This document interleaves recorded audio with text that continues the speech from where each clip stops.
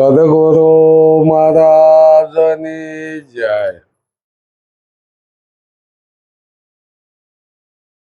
સાચી જીવનની આપણે થોડીક વાત લેવી છે કે આ જ્ઞાન કયું વિશે કે જેને હતર ગુરુ કર્યા છતાંય જ્ઞાન થયું નહીં. હવે કોઈ કે હતર પૂનમું ભીધી છે, કોઈ કે હતર ગુરુ કર્યા છે, પણ હતર ગુરુ કર્યા હોય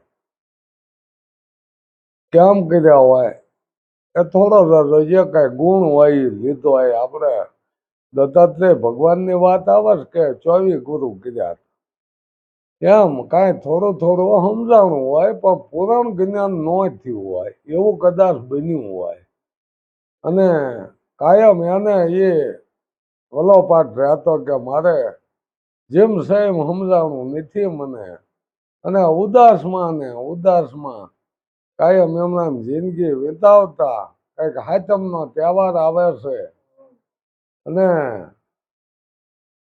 એ ઝાલુમાને વાત કરે કે આપણે આઠમનું હાલને કઈક આપણે વારી આવી વારગત તો કરવી. તો કે વારગત કરવા જાય 5 રૂપિયા પાણી હતા, ખાલી 5. એટલે એ વખતમાં જ ઘણા જવાતા હતા. બે હાલ્યા જાય છે, એમાં શેઠને કઈક કોઈના પૈસા નહીં ભરાણા, એને ઘોડી ખંડેલી એટલે એ પૈસા ને બદલીમાં ઘોડી લઈ લીધેલી શેઠે. શેઠ ઘોડી દોરીને આવે છે ઝાલુમાને. હા, જીવણ બાપા હાલ્યા જાય છે, શેઠ હામાં મળે છે.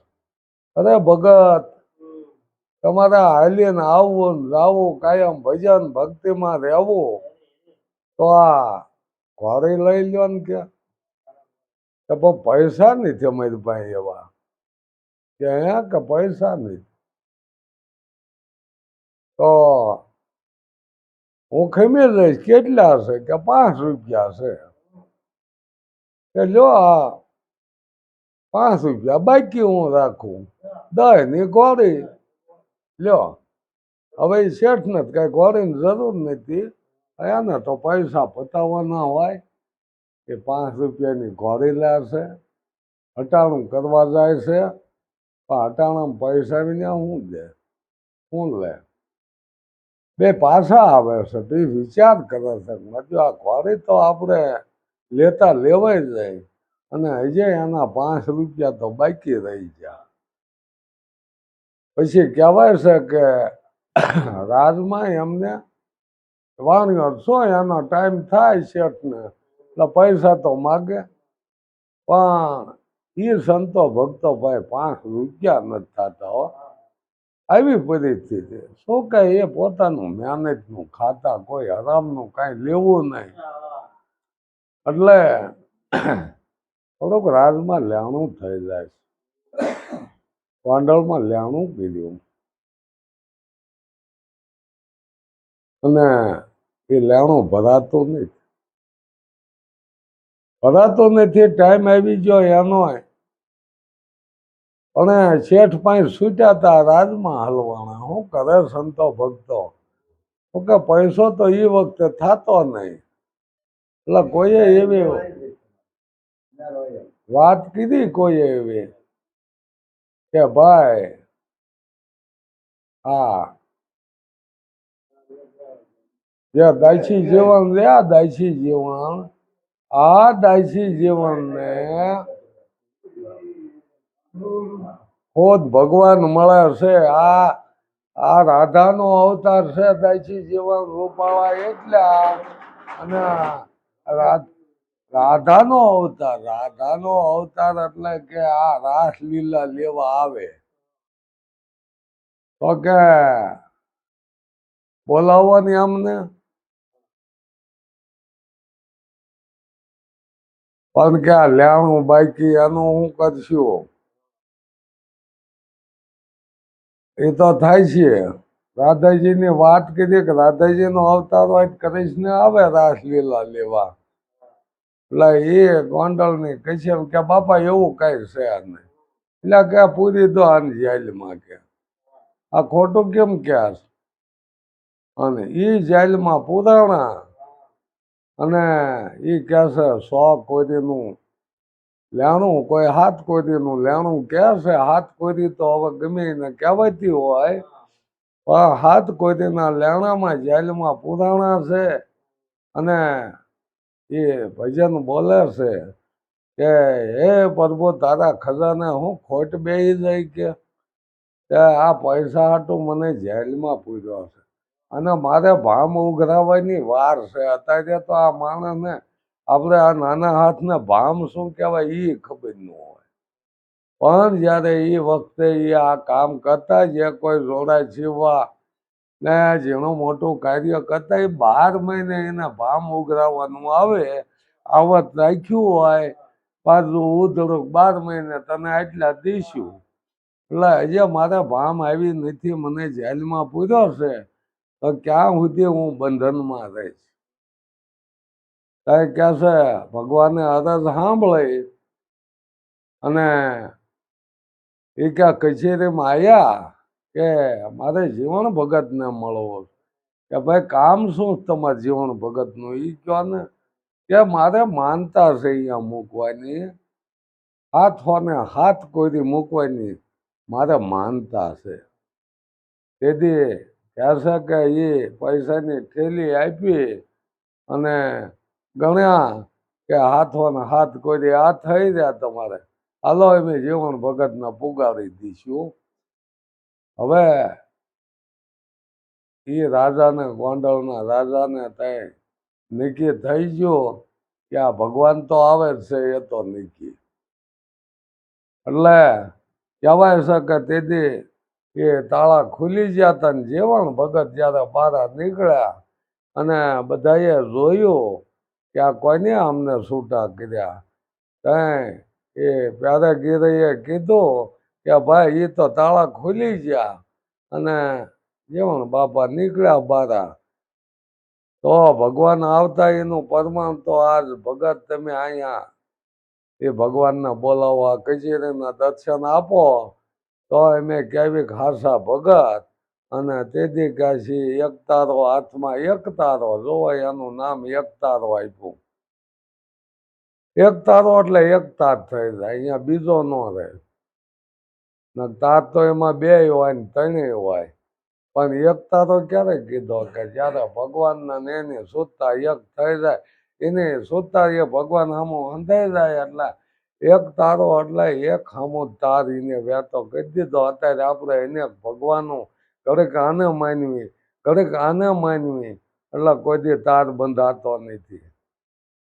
એટલે આ તો આદિ અનાદિનો જે આપણે ઈશ્વર કહેવી પરમાત્મા કહેવી આત્મા કહેવી એ એકની જ વાત આવી. અહીંયા બીજો ન હોય. અને જ્યારે એકને જો સાધ્યો હોય ને તો એ મળે હોત જાય. પછી એને છેટો ખાય નહીં. પછી વાત જ ક્યાં રહી જુદા પડવાની. નદીઓના પાણી દરિયામાં ભળાઈ ગયા પછી જુદા પડે નહીં.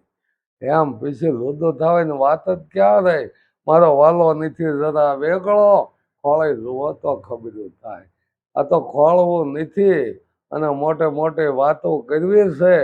તેથી કહે છે એક તારો લઈને ગોંડલની કચેરીમાં એ કહે છે કે એ ઈશ્વર ભગવાનના એને દર્શન કરાવી દીધા. એની વાણી દેવી છે. જો ને એ અનુભવ લેવી તોય આપણને એમ થાય કે આ મળી ગયા અને નથી મળ્યા એવું તો કોઈ ન કહી શકે. દરેક ભક્તોને ઇતિહાસ પીડ્યા છે અને એને મેળવવા હાટું આ ભક્તિ કરવી જોવે. પણ અત્યારે એ કોઈને ભગવાનની જરૂર નથી, લક્ષ્મીની જરૂર છે. ભક્તિ નથી કરવી ભેગું કરવું છે. રૂપિયા વિના કોઈ હાલતું નથી. કઈ કહેવાય છે કે પછી તો એને એમ થઈ ગયું કે મારું દ્યો આ તો કાર્ય તો કરી જાય છે પણ છતાંય જેમ છે એમ જ્ઞાન કેમ નથી થતું. એ જ્યારે સાંભળું બહાર કાઢતા હોય કુંડમાંથી, કુંડમાં હોલ્યા બોલે સાંભળો પકાવવા, એમાં આવળની સાલ નાખી હોય અને એ કલર લાગી જાય, લાલ કલરનું થઈ જાય સાંભળો, અને એ જ્યારે બહાર કાઢ્યું અને એ કલર લાગી ગયો તઈ રોવા મંડી ગયા. ગાલુમાં પાણી ભરીને આવે છે અને આ સોધાર આંસુ એ રોવે છે. અને એ ગાલુમાં પ્રશ્ન કર્યો કે ભગત કેમ રડો છો? કે પણ આ શામળાને એક જ વખત આમાં બોલ્યું છે અને એને એક વખતમાં રંગ લાગી ગયો, તો આ જીવન 17 વખત બોલાવાનો છે ને રંગ કેમ નથી લાગતો? તો કે તમે જે ભીમ સાહેબની વાત કરતા ને, એ ભીમ સાહેબ આપણા ગામના પાદરમાં ઘોડું લઈને જાય છે, એમને મળવું હોય તો જાવ, એ આપણા પાદરમાં જાય. હું પાણી ભરીને આવતી અને ઘોડે લઈને જાતા, આ જીવન સાહેબ પાસે તેથી ઘોડે અને એમને ઘોડે વેચી કરી વાંહે અને કાંઈ જીવન એમ બાપ અહીંયા તારે આવવું થયું કે મને આ રંગ કેમ નથી લાગતો? સાંભળો મેં કુંડમાં એકદમ બોલોતા રંગ લાગી જાય. હવે આ સાંભળાને આ દે રૂપી, આને મેં 17 વખત બોલ્યો છે છતાંય રંગ નથી લાગતો. તેથી જીવન સાહેબે કહેવાય છે કે ઘોડીમાં હાલતા હાલતા જ્ઞાન કીધું. તો બોલો, તેથી આ પાઠ, આ ગાદીઓ, પાઠ, ઠાઠ આ કાંઈ નહીં. જેને સમજાવવા છે, જેમ સાહેબ સમજાવવું છે, એમાં પાઠ ઠાઠ ને પૂજાઓ ને દક્ષિણા કાંઈ આવતું નથી. દીવાથી દીવો જો પ્રગટ કરવો હોય એમાં કોઈ પૂજા પાઠ આવે નહીં. પણ જેમ સાહેબ સમજાવવું હોય એના માટે પોતાને ગુરુ થઈને જો બેહવું હોય તો પછી પૂજન આવશે, દક્ષિણા પાઠ ઠાઠ બધું આવશે. અને છતાંય આ જીવન સાહેબને હજે સંશય રહ્યો. બોલો, ભીમ સાહેબ ભેટી ગયા છતાંય સંશય તો ઊભો થયો કે વાળીને વાડામાં પૂરું આ પટલેલ જાયફળ બારું હજે ઠેકાણે પડતું નથી. તે દિવસે જીવન સાહેબે કીધેલું કે ભીમ સાહેબે કીધેલું પત્ર ભેજો કે જીવને જ્યાં રાખી જ્યાં વાગે અનહદ તુરા, જો ત્યાં તારો જીવ રહેતો હોય તો સમજાય છે, અને જો તને ન સમજાણું હોય તો તમતા 18મો ગોતી લીજે. એમાં કાંઈ વાંધો 19મો ગોતી લીજે જે તે આ 18 ગુરુ કર્યા ન સમજાતું હોય તો તારે 18મો ગોતી લેવાની છૂટ છે. અત્યારે આ દેહ ગુરુ એમ કે એક ગુરુ કર્યા કે બીજા ગુરુ ન કરાય. તો કે આમાં સટકી જાય છે, સંખ્યા આપણે ઘટી જાય છે. જો આમ નીકળવા માંડશે તો આપણો વાળો તૂટી જાય છે. એટલે કે એક ગુરુ કર્યા કે બીજા ગુરુ ન કરવા, આવો અત્યારે ભાર મૂકી દે છે. અને અમુક સંતોનું કહેવાનું એવું થાય છે કે જો ગુરુ ડૂબે ને તો ધરતી કંપે, જુગ જુગ જીવનો જંપે. આવી મોટે મોટે બીકો મૂકી અને એક તો શરમ ગરમ ને નરમ આ 3 વસ્તુ નડે કહેવાય છે ને. કોઈ શરમમાં બીજા ગુરુ ન કરતા હોય, કોઈ ગુરુ કર્યા હોય એની આગળ નરમ પડતા હોય, અને અમુક ગરમ હોય. ગરમ એટલે કે વાતમાં જો ગુરુનું કોઈ કાંઈ બોલી જાય તો એ ગરમ થઈ જાય તરત. તો કે આ અગાઉ પીછેલું છે કે ગુરુની નિંદા થતી હોય ને ત્યાં કાં હામાને બંધ કરવો કાં આપણે ઊભું થઈ જવું. એટલે આમ ગરમ, નરમ અને શરમ આ 3 નડે તો સહેજ છે. પણ જેને જેમ સમજવું હોય એને સદગુરુની જરૂર પડે. સત્ય સમજાવે એને સદગુરુ કહેવાય. કોઈ આલા બાલા બતાવી કોઈ આના વાળામાં પૂરી રાખવા, આને કોઈ સદગુરુ કહેવાતા નથી. અને એ વ્યાપક છે, એ કોઈ વ્યક્તિ નથી. એ 100% સત્ય વાત છે કે ગુરુ વ્યાપક છે, કોઈ વ્યક્તિ છે નહીં. એના માટે જ આ સત્યની ઓળખાણ કરવા માટે જ જેને ઓળખ્યા છે ને એની પાસે આપણે જવું જોવે છે. સદગુરુ મહારાજની જય.